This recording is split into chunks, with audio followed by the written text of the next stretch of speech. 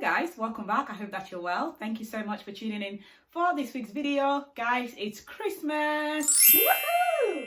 Right, thank you guys so much for tuning in for this week's video. If you're a subscriber, thank you so much. And if you're yet to subscribe, please do subscribe to this channel before you leave. Come on guys, it's Christmas, right? If you have not yet subscribed but you've been watching my videos all year, what are you waiting for? Just click that button. It's Christmas. This is your Christmas present to me. So please do make sure that you click that button before you go. As you see, I am already in the Christmas spirit.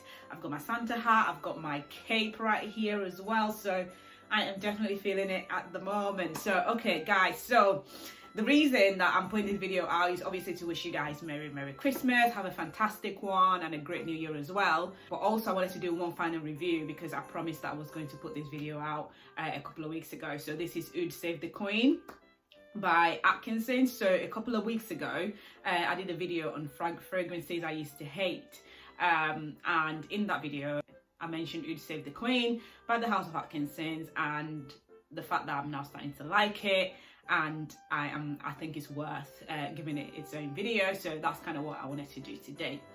So yeah guys, let's get straight into it. So this is Oud Save the Queen.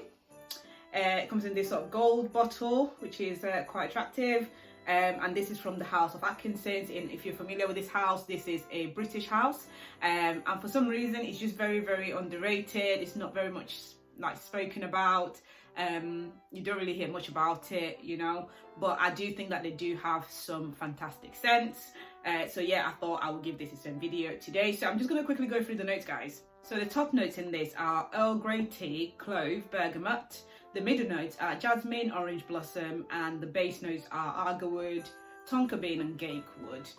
Okay, so on the initial spray, this is a very attractive scent. And when I first bought this, I bought this maybe 2019 now. Yeah, I bought it, I sprayed the first time. It was a blind buy for me because I just thought, okay, those notes sound attractive. They sound like something that I would like. So let me just go ahead and buy it. And it was in the sale when I got it. So I just thought, why not? So anyway, it arrived in the post and I sprayed the first time and it didn't blow my mind. So I just kind of put it to the side, basically. And I never really reached for it until recently. And I just started going through my collection and I discovered it again. And I'm like, you know what, actually, that doesn't smell too bad. Why have I not reached for that more, you know, in the past couple of years? So it's just been sat there, and recently I just reached for it and I've been kind of thinking I've been sort of trying it out and giving it another chance, right? Everybody deserves a second chance, everybody and everything, right? So with Oud Save the Queen, the initial opening is very attractive to my nose, okay? If you've tried this, let me know, put all your comments down below, let me know how this performs for you. But to my nose, it was very attractive. You know, I'm surprised that vanilla is not one of the notes at all, but you can definitely detect the tonka bean in this. Can you detect any oud? You can, but it's not too pungent. It's not too in your face. So if you're the type of person that is not an oud person, you don't enjoy it, don't be nervous. This is not the strongest of oud, okay? But all in all, I would say this is an okay scent. So I've sprayed it on my arm and I'll do that again over here. Yeah, that initial whiff of it is very attractive. So I would say that the main note in this for me is tonka bean, okay? Like I said, the oud is there, but you can hardly even detect it, but it is there.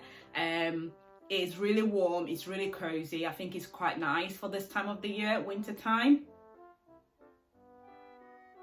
Yeah, so it's a sort of warm, cozy scent. I would say that, you know, this can be mistaken for a very dated scent. I mean, this has been out since 2013.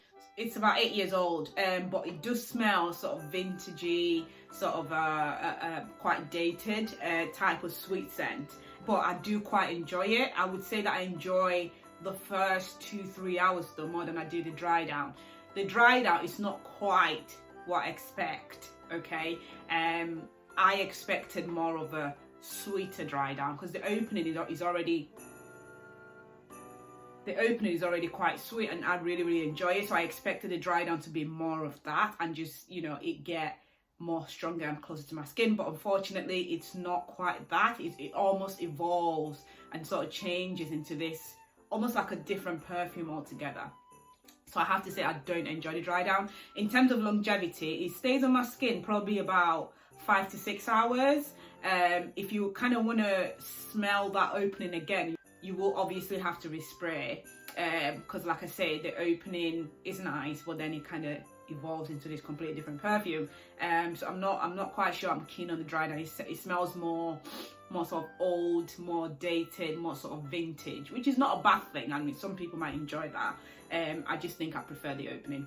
So that's just a personal preference. So obviously the middle notes include jasmine and orange blossom as well. So I think you detect that more in the dry down than you do in the opening. So you just sort of bear that in mind if you are gonna try this, or if you're gonna give this a go. So like I said, all in all, you probably get about 6 hours from this, which is not too bad, I guess. So this is an 100ml bottle, and this is an Eau de Parfum. This is not unisex, unfortunately, guys. This is not for you. This is just for the ladies, so well, hence the name Oud Save the Queen. So this is, I think, all in all, it's average, it's decent. Like I say, I love the opening, the dry down, you get more of the green notes, so it smells more vintagey, more dated.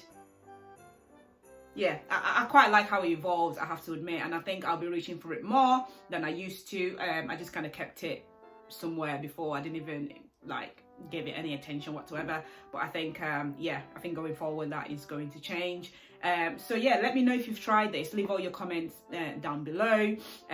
Give this video a thumbs up if you like it, and also if you are yet subscribed, please do subscribe. And if you are a subscriber, thank you to you. And yeah, I'm wishing you a very Merry Christmas, and have a fantastic new year as well, guys. So if you're a fan of oud, and you're expecting a strong oud scent, this is not a strong oud scent at all. So don't expect anything sort of huge in terms of the strong oud scent in this.